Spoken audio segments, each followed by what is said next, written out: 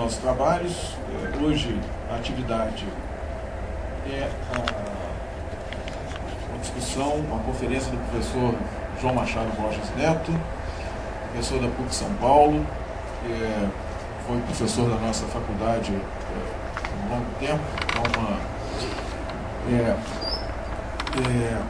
O tema é a Lei do Valor na Economia Mundial, que é uma conferência apoiada na elaboração do próprio João Machado a partir da sua tese de doutorado, defendida em 2002 na USP, e que teve como desdobramento diversos artigos que vão, digamos, aperfeiçoando a elaboração, né,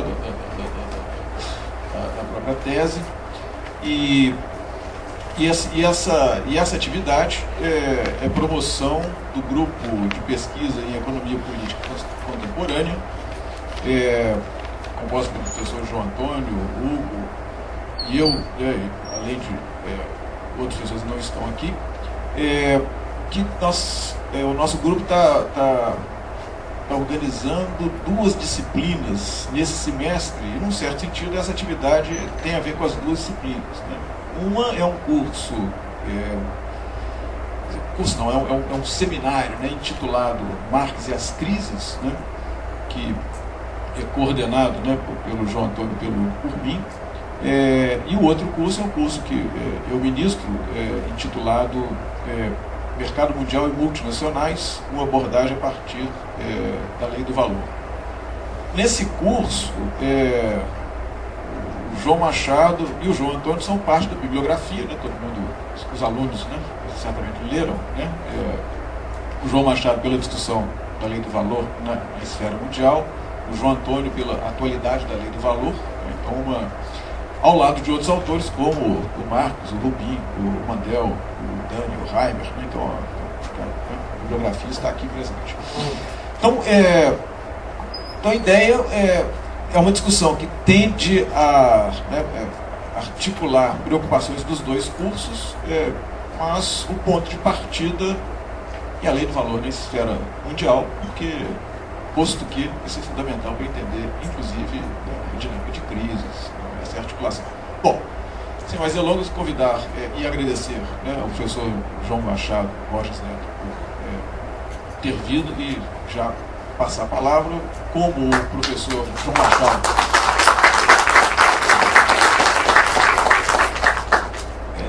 poderíamos definir o professor João Machado como apresentador de estilo clássico, então ele não vai usar recursos, digamos, posteriores à eletrônica, né, a não ser o computador você usa para escrever, não é isso? Não mecanismos eletrônicos de difusão, né? Então, muito obrigado, João.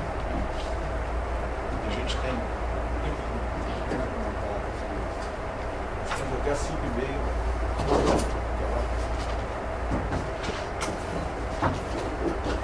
Bom, agradeço muito o convite, a oportunidade de participar aqui, junto com grandes amigos, velhos amigos, os novos amigos, inclusive. Tenho que agradecer também as palavras muito gentis e exageradas da apresentação. Não apenas participar aqui dessa discussão, mas constar uma bibliografia, junto com o João Antônio e outros ainda mais ilustres, né? Se é que isso é possível. Estou mentindo, vou tomar isso como elogio. Claro que é um elogio. Seguindo o seu velho. Um exemplo ainda mais ilustre para o João Antônio é o Carlos Marx. Quase, então.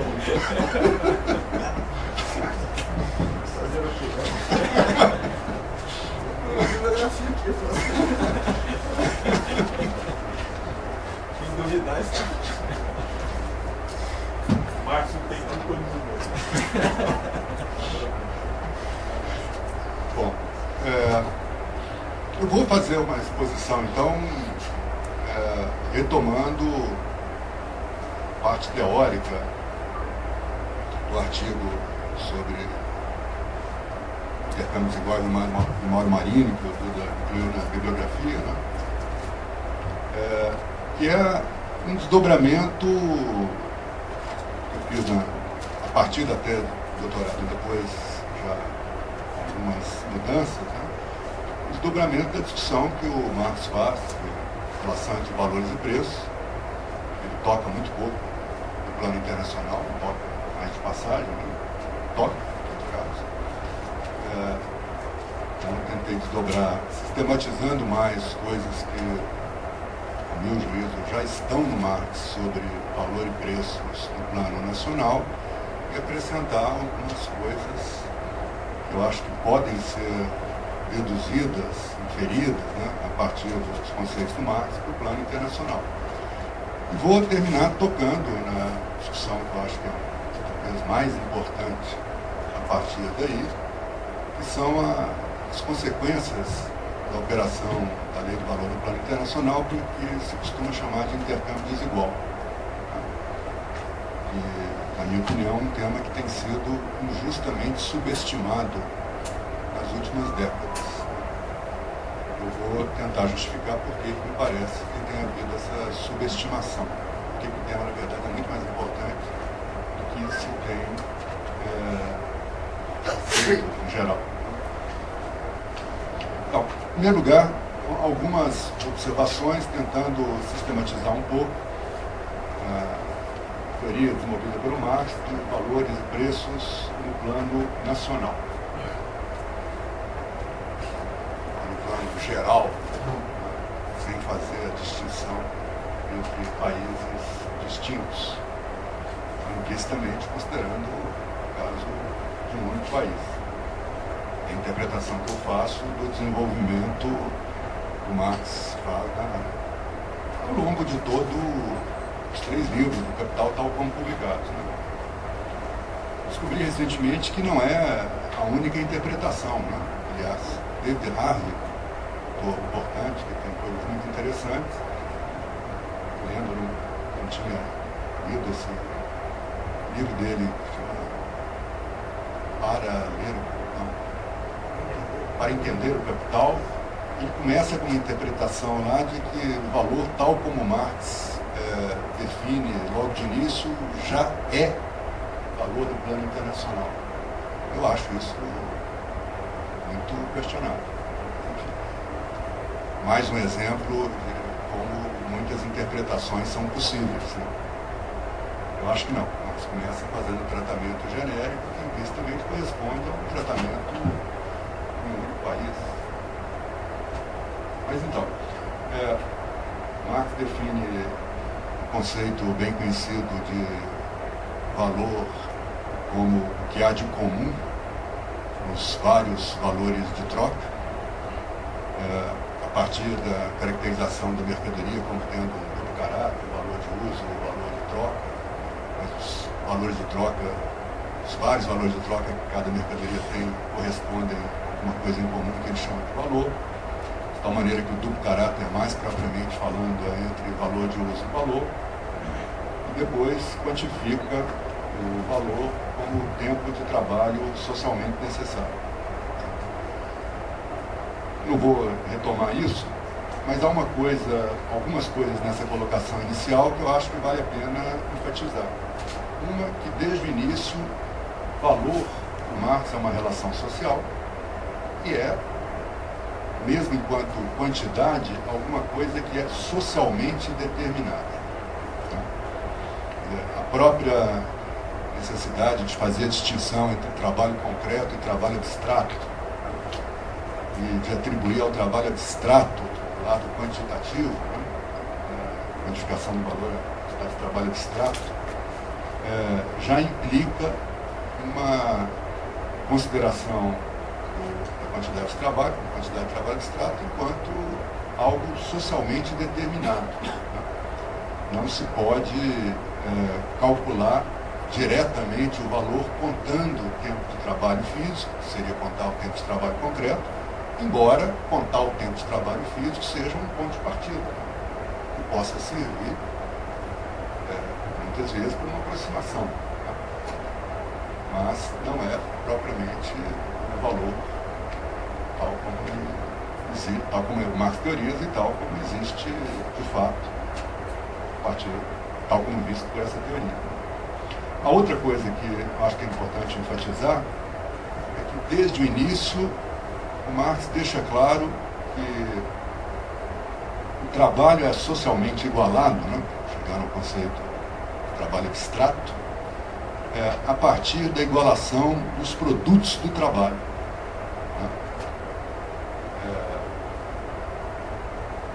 É a igualação dos produtos do trabalho que torna o trabalho que produz isso uma coisa socialmente igual. O que tem uma consequência importante, a interpretação que eu vou fazer, de que quantidade de trabalho fisicamente distintas, ou seja, trabalhos concretos distintos, que produzem as mesmas mercadorias, enquanto quantidades de trabalho abstrato são iguais. Se as mercadorias são iguais, o trabalho que as produz também é, do ponto de vista do trabalho abstrato, portanto, do ponto de vista do valor. Bom, isso é uma coisa que acho interessante enfatizar. O segundo ponto, né, além dessa colocação básica sobre valor, termos de trabalho socialmente necessário, Marx, desde o início, desenvolve a relação entre valor e preço de uma forma mais complexa do que o que costuma ser apresentado como a teoria dele. Né? Então, ele define preço como valor expresso em dinheiro, portanto, o preço como uma categoria derivada do valor, mas desde o início deixa claro que o preço tem autonomia, tem alguma autonomia em relação ao valor. Ele chama atenção tanto para o aspecto qualitativo disso, a preços que não correspondem a nenhum valor, né? A obra de arte original, por exemplo, quanto, por outro lado, ele já desde o início chama atenção para o aspecto quantitativo também. Os preços se desviam dos valores regularmente. Isso depois será mais importante. Bom, terceiro aspecto, né? Depois da definição inicial de valor, preço, da relação valor-preço, Marx tem um desenvolvimento importante, né? Particularmente importante para essa discussão lei do valor no plano internacional, que a gente pode chamar de complicação do conceito de valor. Ele desdobra, no início ele fala apenas valor, mas depois ele desdobra valor em valor individual e valor social. Isso aparece pela primeira vez no capítulo 10 do livro 1, quando ele antecipa uma discussão que ele só fará mais detidamente no livro 3, particularmente no capítulo 10 também do livro 3, sendo que no capítulo 10 do livro 3 ele não vai usar o conceito de valor social, mas sim o conceito de valor de mercado. Na minha interpretação, valor social do capítulo 10 do livro 1 e o valor de mercado do livro 3 são exatamente a mesma coisa. Outra interpretação que não é consenso. Para mim parece muito claro que ele está se referindo exatamente à mesma coisa. E como a redação do livro 1 é posterior aos rascunhos do livro 3, acho que o último nome que ele escolheu foi valor social, que me parece o melhor, eu vou usar.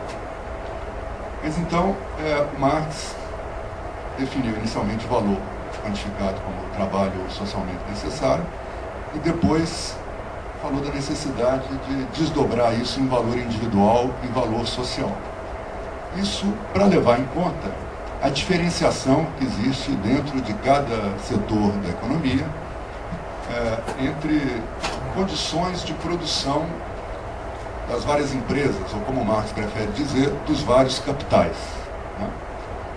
Basicamente, ou principalmente, ele se refere a condições de produção distintas do ponto de vista tecnológico, mas se refere também a condições de produção distintas do ponto de vista da natureza, do clima, etc., porque esse tema é retomado para falar dos dobramentos para a agricultura, inclusive isso entra diretamente maneira que ele trata a renda diferencial. E eu acho que a gente pode ampliar isso, a gente pode falar de diferenças de condições de produção também do ponto de vista institucional, legalidades distintas. Quando fala disso do capital, ele não está tratando nesse nível mais concreto. Me parece um desdobramento bastante lógico dessa questão. Mas o que interessa mais para o tema lei do valor no plano internacional é justamente a diferenciação das condições de produção do ponto de vista tecnológico. Então ele caracteriza o valor individual como o tempo de trabalho necessário para a produção de uma mercadoria numa empresa, para um capital, e o valor social como o valor individual dominante, né, socialmente dominante, ou uma média. Né? É interessante chamar atenção também para que Marx vai dizer que o mais comum, né, é que o valor social seja aquilo que em estatística se chama moda, né, dos valores individuais. Ele não usa esse termo, mas claramente o que ele caracteriza é isso.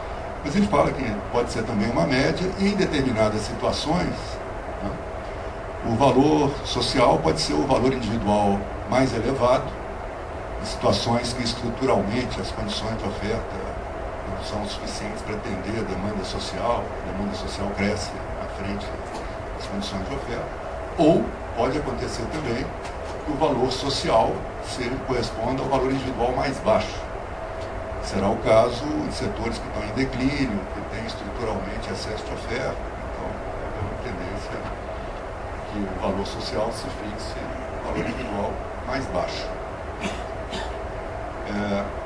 Essa distinção entre valor social e valor individual é importante, inclusive para a explicação da dinâmica da economia capitalista, porque um dos objetivos básicos de todos os capitalistas é conseguir um valor individual cada vez mais baixo.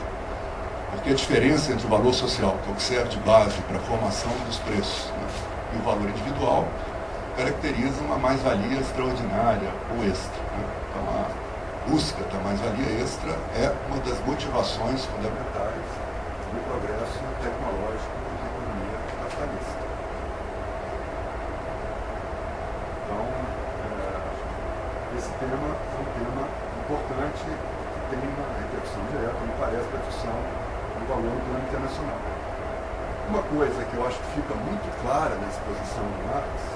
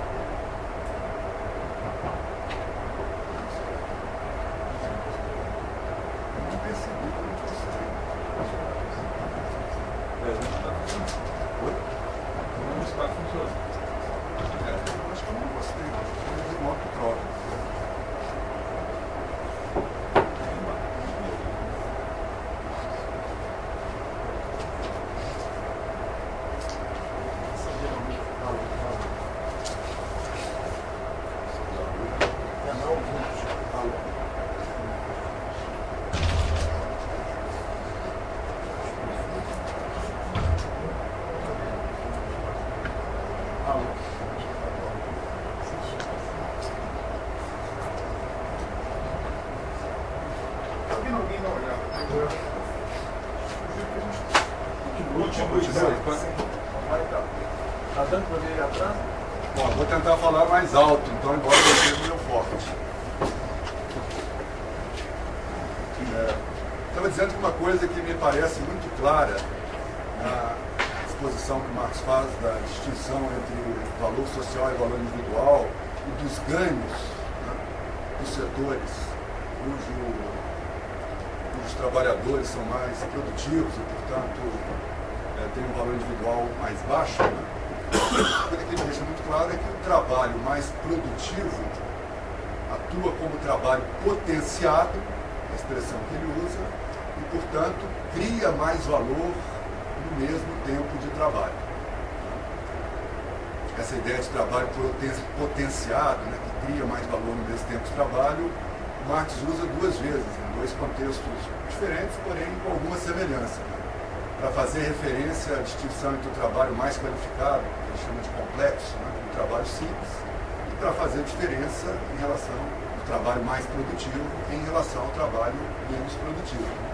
Então, nos dois casos, ele trata esse ganho, o ganho de mais-valia extra, por exemplo, né, como um ganho a partir de um trabalho que produz mais no mesmo tempo.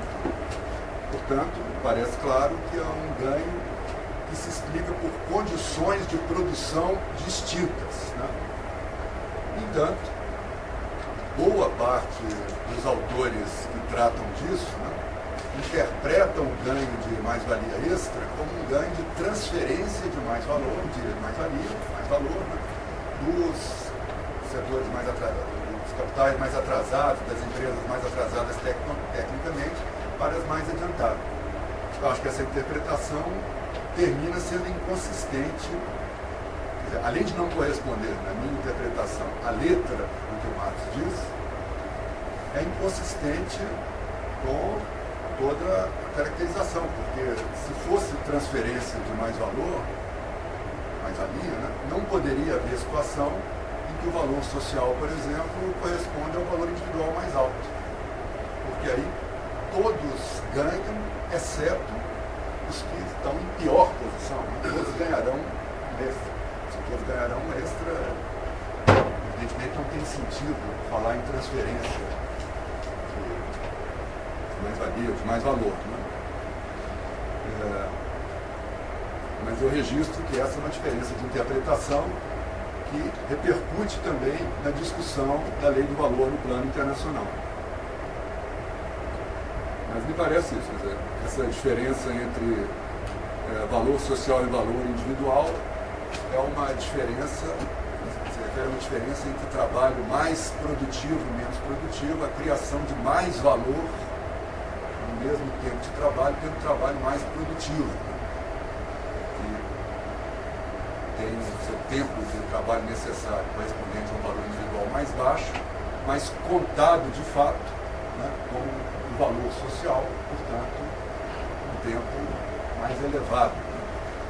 O Marx dá exemplos numéricos disso, o trabalho feito em condições mais produtivas produzirá o dobro, chega a dizer isso, do valor. Então, me parece claramente uma diferença do ponto de vista das condições de produção.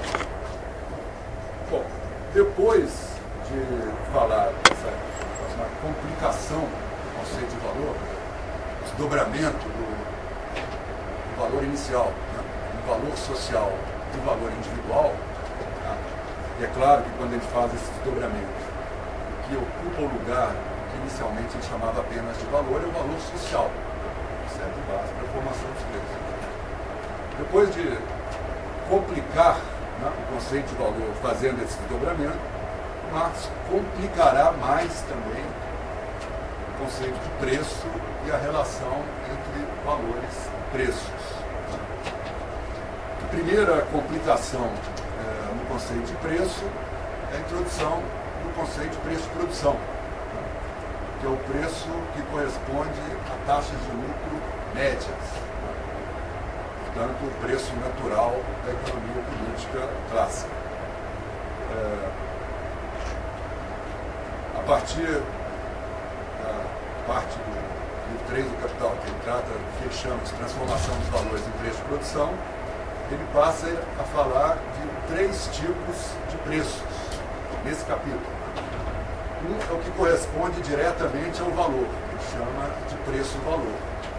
Outro, o preço de produção, seria o preço médio, o preço natural, o preço que corresponde a taxas de lucro médias. E o terceiro é o preço de mercado, que é o que antes ele simplesmente chamava de preço. É o preço empírico, o preço que existe no dia a dia. A partir desta complicação, ele vai dizer que os preços de mercado flutuam em torno dos preços de produção.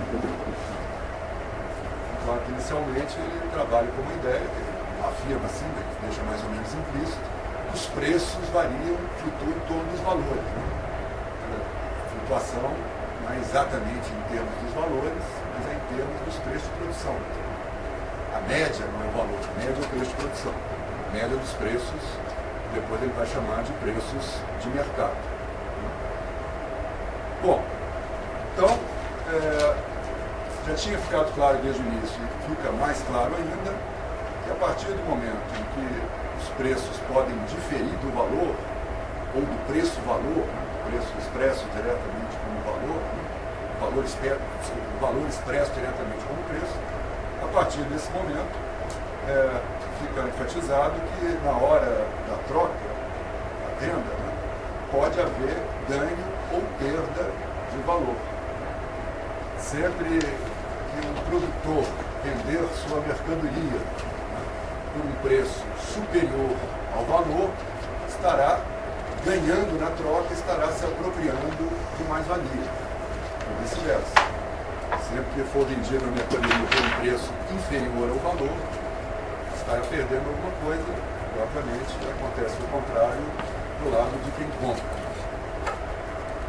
Esta não é a última complicação que o Marx desenvolve do conceito de preço. Depois, quando trata da diferenciação do capital comercial, mais especificamente comércio de mercadorias, ele vai chamar a atenção para a diferença entre o que mais simplesmente a gente poderia chamar de preço de atacado e preço de varejo.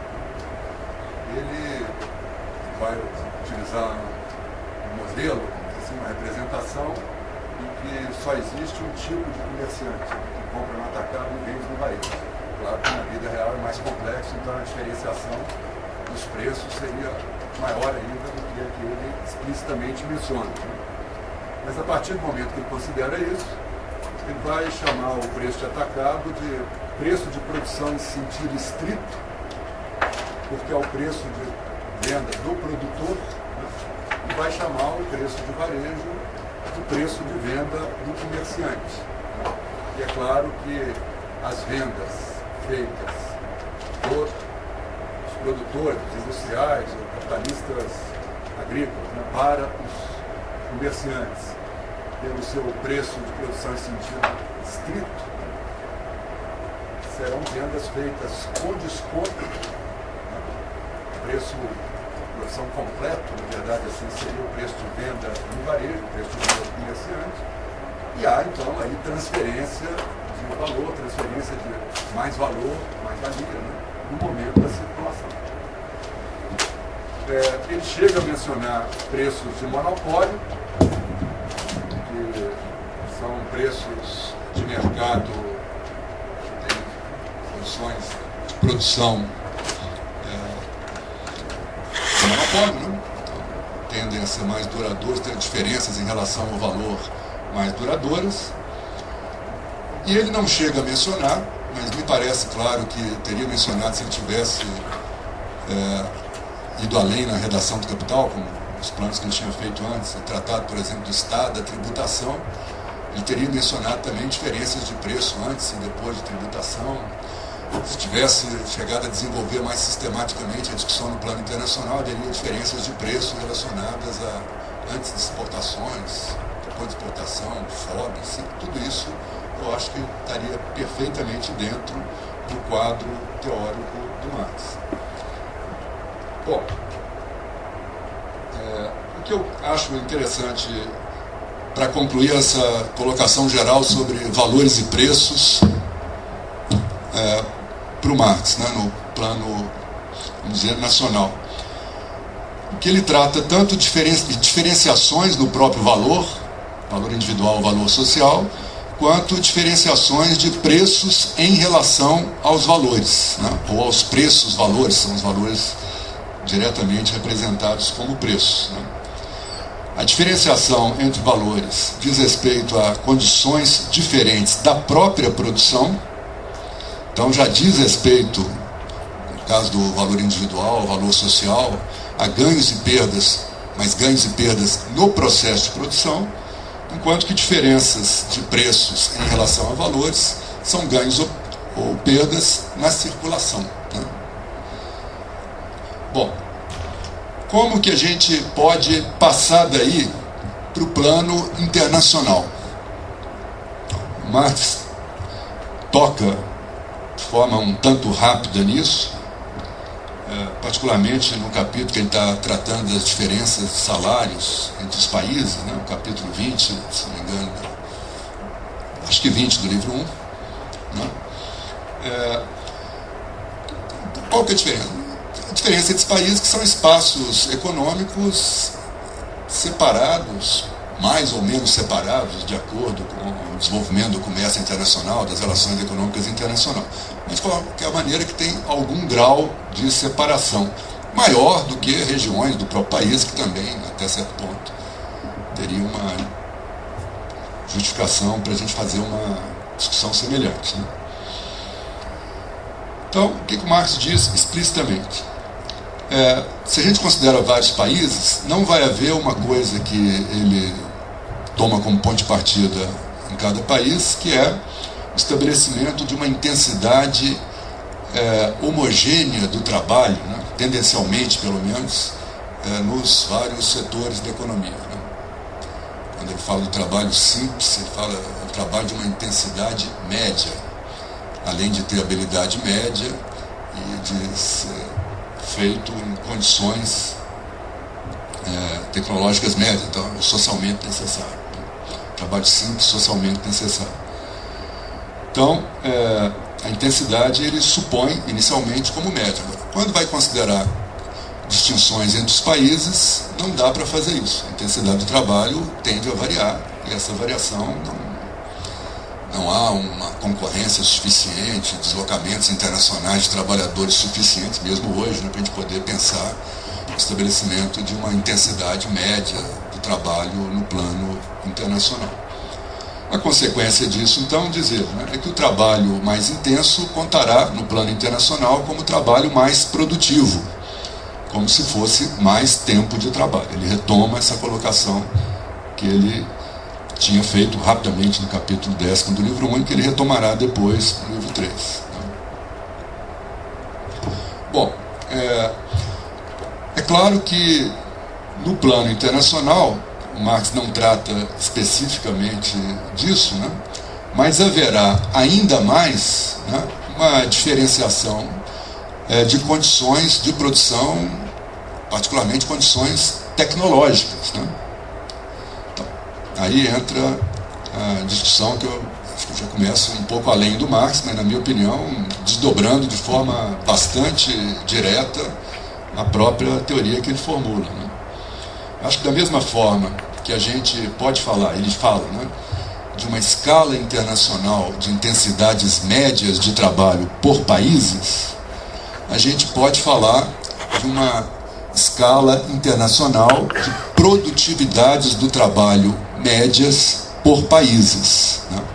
E aí correspondendo também o trabalho mais produtivo a mais tempo de trabalho, portanto maior produção de valor.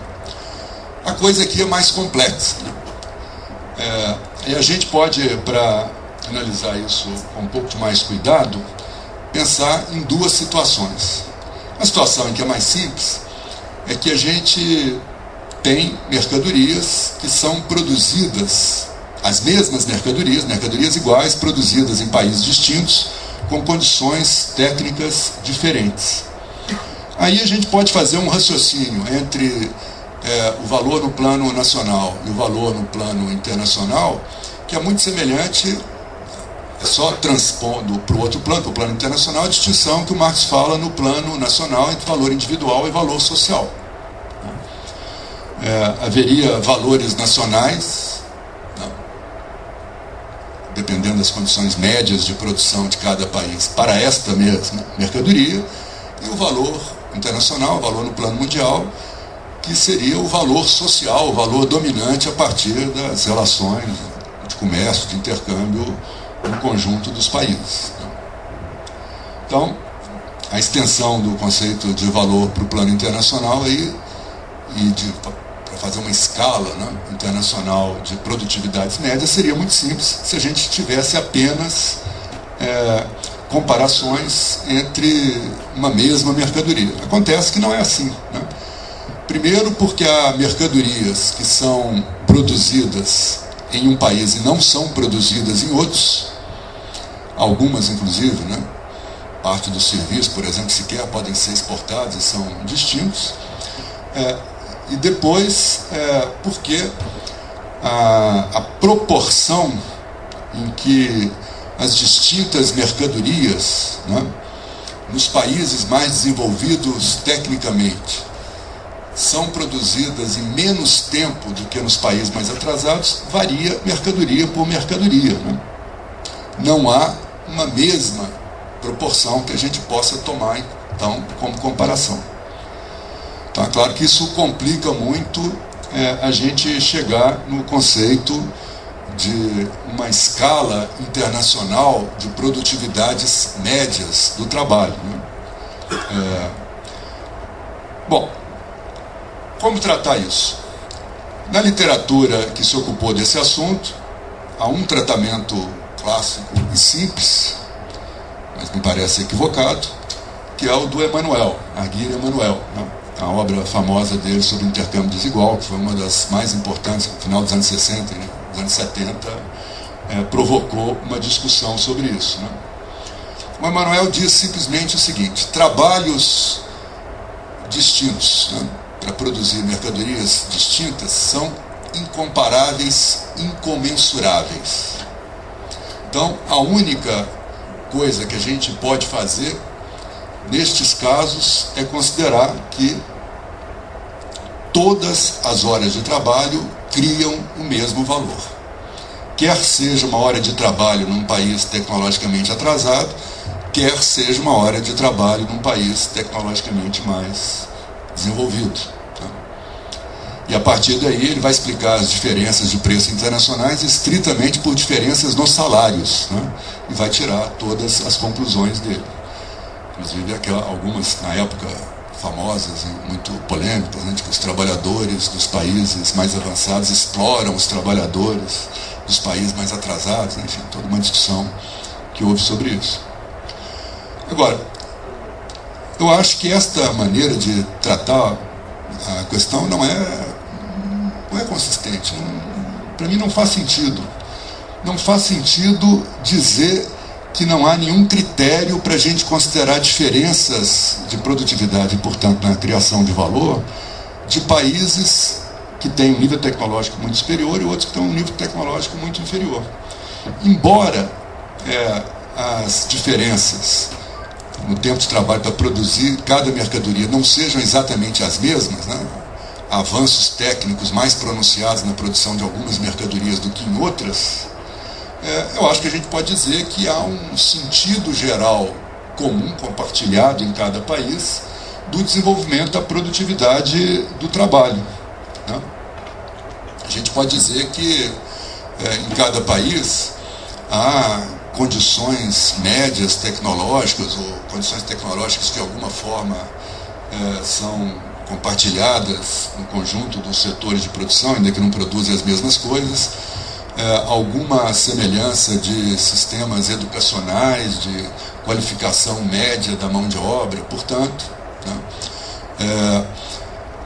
Diferenças que são por países também da infraestrutura, e o Duda certamente lembrou, né, quando tratou disso, dos sistemas nacionais de inovação, né?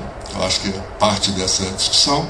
Então, me parece que faz muito mais sentido dizer que, mesmo que a gente considere trabalhos que produzem mercadorias completamente distintas, né, faz sentido sim dizer que o trabalho realizado no país que tem um nível tecnológico médio mais alto será mais produtivo e produzirá mais valor do que o trabalho realizado no país de nível tecnológico mais baixo.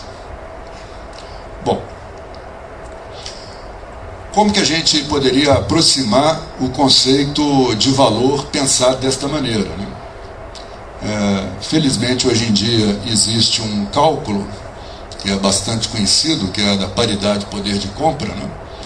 Que não tem, obviamente, este objetivo de servir de base para comparações de valor, mas eu acho que se aproxima muito do que teria que ser feito se a gente pudesse montar uma estatística internacional em termos marxistas, né? Então, as diferenças das taxas de câmbio de paridade de poder de compra, o estabelecimento dos preços internacionais a partir que equilibram as paridades de poder de compra, eu acho que a gente pode considerar como proxies do que seriam os valores internacionais. Tá? Essa é a minha opinião. Eu descobri, depois de ter formulado essa hipótese, que eu não tinha sido o primeiro a fazer isso. Né? Aliás, nem me parecia que era uma coisa muito original, porque parece que é uma dedução bastante lógica. Né? A gente vê o que significa paridade de poder de compra, aproximar isso de condições médias de produção, de produtividade por país e, portanto, de produção de valor. Né? Mas eu descobri que há um autor que já tinha feito isso antes, Kohler, um autor alemão, muito pouco conhecido. Achei por acaso, pesquisando coisas na internet, aí caí lá no artigo. Nunca tinha visto referências a ele. É Kohler, deixa eu ver o nome inteiro dele. Gernot Köhler, né? Q-O-H, é o O com trema, L-E-R. O texto dele, tem mais de um texto que ele faz isso, mas o texto em que ele faz isso de forma mais sistemática chama de Structure of Global Money and World Tables of Unequal Exchange. Está publicado no Journal of World Systems Research. Bom, mas enfim, eu acho que essa é uma maneira de tratar o problema, evidentemente é uma aproximação, mas me parece bastante razoável. Quer dizer, a gente não compara, né, tempos diferentes para produzir a mesma mercadoria, mas o método da paridade de poder de compra compara tempos diferentes e quantidades, ou melhor, preços, estabelece como iguais os preços nacionais que produzem da mesma cesta de mercadorias. Quer dizer, não é a mesma mercadoria, mas é a mesma cesta de mercadorias. Então, nesse sentido, me parece bastante aproximado, embora o objetivo não seja valor, seja encontrar a maneira de classificar preços internacionais, né? Bastante aproximado do que deveria ser feito em termos marxistas para calcular valores internacionais. Bom, tendo mencionado isso, a última parte, então, que eu quero propor para a discussão, que trabalhei, está colocado no artigo que foi incluído pelo Duda na bibliografia, né, é a consequência disso para intercâmbio desigual, para a discussão do intercâmbio desigual entre nações, né, entre países distintos. Né. Mas, em geral, esta expressão significa ganhos e perdas a partir do comércio internacional para países de condições tecnológicas distintas. É bom lembrar que não são os únicos ganhos e perdas que existem no plano das relações internacionais, né?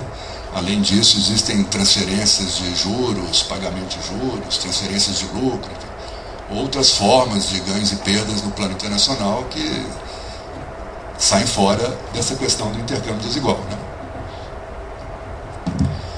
Mas, então, intercâmbio desigual, desigualdade, ganhos e perdas no plano internacional, a partir da colocação em contato, né, estabelecimento de relações comerciais de países que têm níveis tecnológicos muito distintos. Aí, consistentemente com a distinção que eu tinha feito antes, né, entre ganhos e perdas no momento da produção e ganhos e perdas propriamente no comércio, né, no momento da circulação, por diferenças entre preços e valores, eu acho que a gente pode falar de dois tipos de intercâmbio desigual. O primeiro, né, diz respeito à desigualdade na própria produção de valor. De acordo com essa proposta de sistematização dos conceitos do Marx que eu desenvolvi, a rigor, inclusive, não seria propriamente intercâmbio desigual, né? Porque a desigualdade existiria, os ganhos e perdas existem, mas no momento da produção. No entanto, como são desigualdades que passam a pesar, né, a partir do momento em que países de níveis tecnológicos distintos são colocados em contato a partir do desenvolvimento do comércio internacional, tá? A gente pode dizer, pode falar, me parece, de intercâmbio desigual em sentido amplo, tá? Então, são diferenças que vêm disso, quer dizer, países que produzem com condições tecnológicas inferiores terão as horas de trabalho dos seus trabalhadores igualadas a menos horas de trabalho dos trabalhadores dos países de condições tecnológicas superiores. Então, o intercâmbio desigual aí será um intercâmbio desigual de horas de trabalho, né? De quantidades de trabalho, mas de quantidades físicas, né? Acho importante isso, não de quantidade de trabalho abstrato, porque de trabalho concreto, exatamente, quantidades físicas de trabalho concreto. Em termos de trabalho abstrato, eu acho que se é trocado é igualado, né? E, portanto, não há aí ganhos e perdas em termos de transferência de valor, na minha opinião. Mas isso não significa que os ganhos e perdas não sejam muito reais, né? A partir do momento, o país vai desenvolvendo o seu rumo isoladamente, né? De repente entra em contato com outros países com um nível tecnológico superior, começa a estabelecer relações comerciais, vai haver um impacto direto no sentido de desvalorizar a hora de trabalho desse país. Setores que antes podiam ser prósperos serão arruinados por falta de condições de concorrer. E, nesta hipótese que eu estou fazendo, é o conjunto das horas de trabalho desse país que serão desvalorizadas, não apenas as que entram diretamente na relação internacional. Esse, aliás, foi um dos temas do debate, né?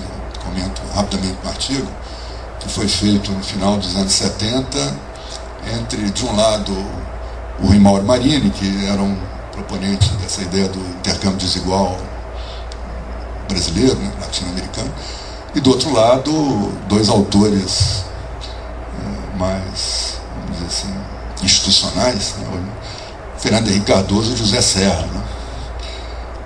Fizeram um artigo que, na época, foi considerado por muita gente como uma crítica demolidora das teses do Rui Mauro. Eu acho que, na verdade, é um artigo muito fraco do ponto de vista teórico. Mas uma das coisas que eles dizem, né, isso é que não tem cabimento toda a discussão de intercâmbio desigual, de superexploração do trabalho que o Rui Mauro fala.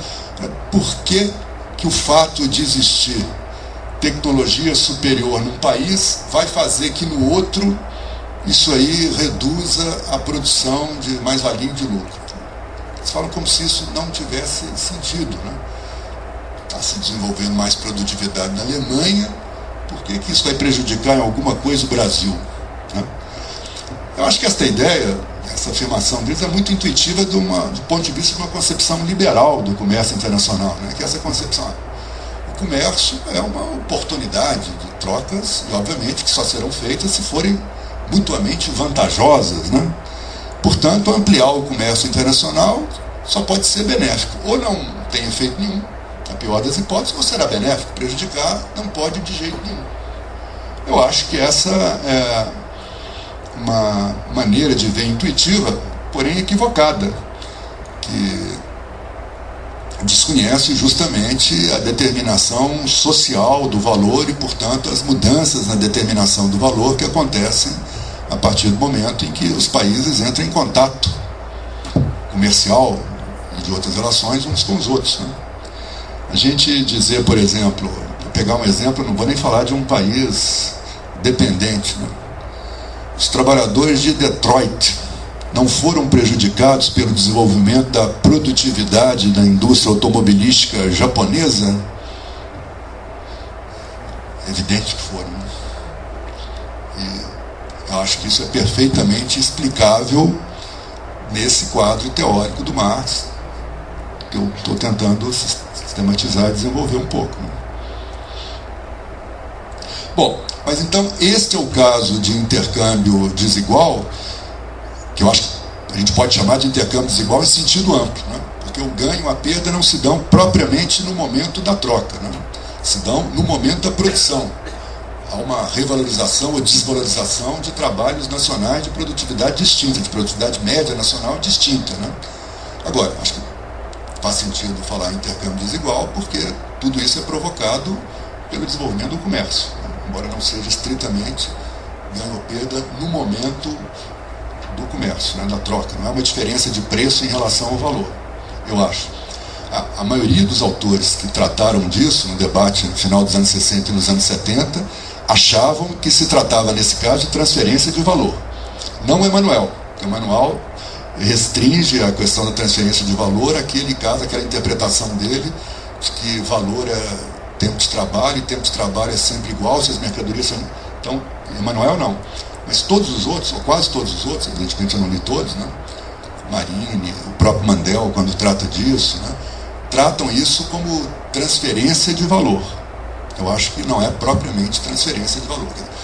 Desigualdade de troca de horas de trabalho concreto, né, que é o que existe neste caso, não representa propriamente transferência de valor, porque não há desigualdade em horas de trabalho abstrato, né, valor, na minha opinião. O outro caso de intercâmbio desigual que também existe no plano internacional é o intercâmbio desigual no sentido estrito, né? Aí diferenças entre preços de venda internacional, preços internacionais e valores. Eu acho que é importante tomar um cuidado que nem todas as diferenças entre preços e valores no plano internacional se referem a desigualdade a partir de níveis tecnológicos diferentes. Algumas diferenças entre preços e valores são normais, vamos dizer assim, e existem dentro do próprio país e existem entre países de nível tecnológico igual. Por exemplo, o que tem a ver com o processo de igualação dos preços de produção, né, de transformação dos valores em preços de produção e, portanto, igualação das trocas das taxas de lucro no plano internacional. É muito discutível se chega a acontecer no plano internacional. Há alguns que acham que sim, que é estabelecimento de preços internacionais de produção. É uma questão basicamente empírica, né? Mas na medida em que há alguma tendência de variação dos preços em relação aos valores por conta dessa concorrência entre os capitais e a tendência de igualação das taxas de lucro, isto não será intercâmbio desigual no sentido de um ganho ou perda de valor na troca por conta de desigualdade tecnológica, tá? Será um ganho ou perda de valor na troca, sim, mas por conta de um fenômeno que não tem relação com desigualdade tecnológica. Outro caso é a diferença também entre preços de venda no varejo e no atacado. Quer dizer, isso também vai acontecer no plano internacional e não tem, em princípio, nada que ver com diferenças de níveis tecnológicos distintos, né? Bom, embora não sejam, então, todas as diferenças entre preço internacional e valor que a gente possa tratar como intercâmbio desigual neste sentido, né, de desigualdade decorrente de diferenças de produtividade, há várias que são, né? A mais importante, quer dizer, a mais importante, não sei, mas pelo menos a mais geral, teoricamente, né, diz respeito a que a tendência da taxa de câmbio no plano internacional é se estabelecer de uma tal maneira a supervalorizar, apreciar as moedas dos países tecnologicamente mais avançados, né? É uma coisa que na literatura convencional, na literatura marxista, né, costuma ser chamado de efeito Harold Balassa Samuelson. 3 autores que estudaram isso, né? Significa que os níveis de preços nos países tecnologicamente mais avançados e que produzem mais, tem bens industriais, né, bens tradables mais avançados, os níveis de preço tendem a ser maiores do que nos países mais atrasados, né? E a taxa de câmbio tende a refletir isso. Claro que a taxa de câmbio é mais complexa, tem a ver com, não apenas com transações de mercadorias internacionais, mas também com mas enfim, tem alguma relação com isso. Então, em geral, me parece que as taxas de câmbio são fixadas no plano internacional de uma tal maneira que subvaloriza o trabalho e, portanto, o valor dos países mais atrasados. Isso acontece mesmo quando a taxa de câmbio, por padrões, que a gente pode dizer de algum equilíbrio internacional, está apreciando a moeda nacional, como é o caso do Brasil hoje, né? O Brasil hoje, né? A moeda já esteve mais apreciada. Mesmo quando estava mais apreciada, né, ainda não correspondia ao que seria a taxa de câmbio de paridade poder de compra. Né? Então, mesmo quando o Brasil, 2 anos atrás, estava com o máximo de apreciação da moeda, pelo menos no período recente, né, os cálculos de paridade poder de compra mostravam que a hora média de trabalho brasileira ainda estava valendo menos, correspondendo a preço mais baixo do que a hora de trabalho, por exemplo, dos Estados Unidos. Né? Então, diferenças que têm a ver com isso me parece que são, sim, intercâmbio desigual no plano internacional. E essa é uma coisa ampla, né? Que acontece em geral. Uma segunda coisa, eu acho que o Emmanuel destaca, né? Intercâmbio desigual a partir de fixação de preços por diferenças de salários, eu acho que isso também existe. Os salários em países dependentes costumam ser mais baixos, inclusive mais baixos do que o que corresponderia à paridade de poder de compra. Né? Então, naquela época existia um problema de mobilidade mundial, porque hoje em dia já não é. Mas mesmo hoje em dia, acho que a mobilidade não é assim, né? Não é lá essas coisas. Eu sei. Então, eu acho que isso que o Emmanuel trata como único caso, a partir daquela colocação dele, que eu acho muito questionável teoricamente, de que a hora de trabalho vai ter obrigatoriamente o mesmo valor, eu acho que não é isso. Mas mesmo sem considerar isso, há as diferenças de salário, sim. Eu acho que isto aí terá repercussão na formação dos preços internacionais e será objeto de intercâmbio desigual, né? Perdas para os países atrasados. Né?